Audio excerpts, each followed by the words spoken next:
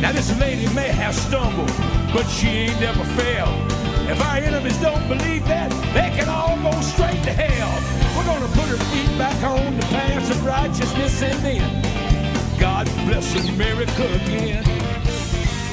We, the sheeple of the divided states of hypocrisy, in order to create a government-controlled union, demolish justice, ensure domestic instability, provide for broken defenses, promote the general welfare state, and desecrate the blessings of liberty to our people and our future generations, do derail and disestablish this Constitution of the United States of America. We have become a weak nation, and it's evident everywhere. We have become ignorant sheep in the teeth of the great cogwheel of the government. The federal arm of our nation has become bigger than any of our founding fathers wished it to be. States, whose most power was intentioned for, have little to none anymore. Personal freedoms keep becoming more and more limited due to the soft-shelled individuals who want us to live in a world viewed through rose-colored goggles, where we won't be offended by anyone.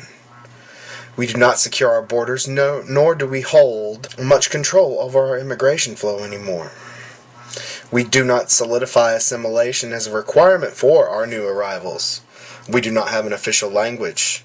Our inalienable rights, as laid out in our Constitution, seem to slip further and further out of our control as we allow ourselves to become dependent on a system of government that is bastardized beyond all repair, and could not provide stability for a wobbly table on leveled land. Yet with all the evidence laid out before us, why are too few fighting to retain our liberties and shift power back to the people rather than to a few thousand empty suits sitting on various government-issue money laundering committees and branches?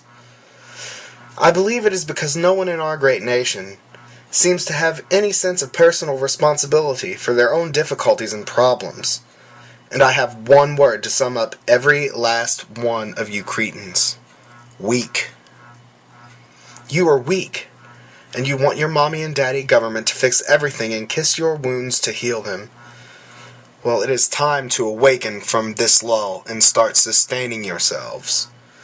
America at large wants the government to feed, clothe, provide shelter, taskless jobs, wipe them, burp them, bathe them, and cater to their will. Well, I have a harsh reality to mention to everyone. The government does not want to solve your problems. They do not want to fix your lives. They want to own them. Millions of brainwashed fools let our diabolical machination of government take a few more of our personal freedoms away just for a scrap of the easy life they so crave. Another harsh truth, life is not easy. You have to work, fight, scrape, save, go without, and more just to get by and possibly move up. You do not start out at the top and coast for your entire life. You aren't going to be the big shot all the time, and most of the times you never even get there. You must do what is necessary for yourself to survive. You are for feeding you. You are for providing for you. You are for controlling your spending. You are for you. And that's the simple fucking truth. The upcoming election is nigh. This time around, there is much at stake for our people. We have two worthless candidates who do not care one iota about the people they want to be chosen to represent. They care for power, and they cater to their own whims and agendas. One is a socialist who truly wants to take away our freedom and give exclusive control to the federal government. He wants to control how you get your health care, how the underprivileged get money. He wants to control our rights, and no one should control those but you. He has traveled around Europe, and they adore him. And what European nation wouldn't? Most of them are socialists as well, even with the newfound rush of conservatism flowing through the continent. The second candidate isn't even a true conservative. He may hold some conservative viewpoints, but he wants to cater to both sides, and especially to the left. He may be strong in the areas of national defense, and he would be a competent commander-in-chief of our military, However, he is too eager to cross party lines at the expense of his own party, and to be the all-around good guy for everyone, that he will undoubtedly trash his conservative side and let the liberal monster within control him. He has no foundation in immigration reform or nationalizing us, instead of being a limp-wristed, all-accepting, never-offending land of pushovers. Speaking of, where are the strong political forces in the last 20 years?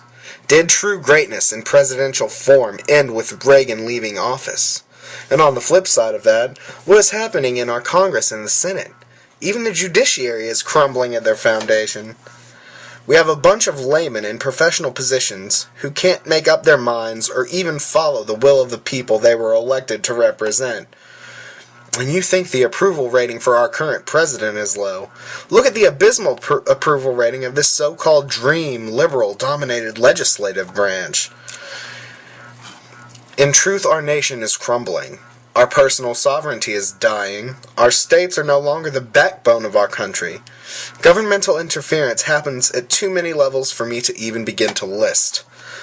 On our freedom of speech, on religion, assembly, bearing arms, unlawful search and seizure, and more, are dissipating at rapid speeds. Soon enough, if we do not truly vote for real change within our nation, the Bill of Rights and the Constitution we use as the foundation of our laws, our freedom, and our governmental structure will be nothing but blacked out text on paper, ending up in the refuse bins. We must take a stand to fight for our liberty and for our power and for our freedom from needless governmental interference. The time to return to our origins as a country is right now.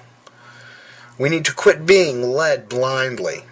It is the time to become by the people and for the people once again.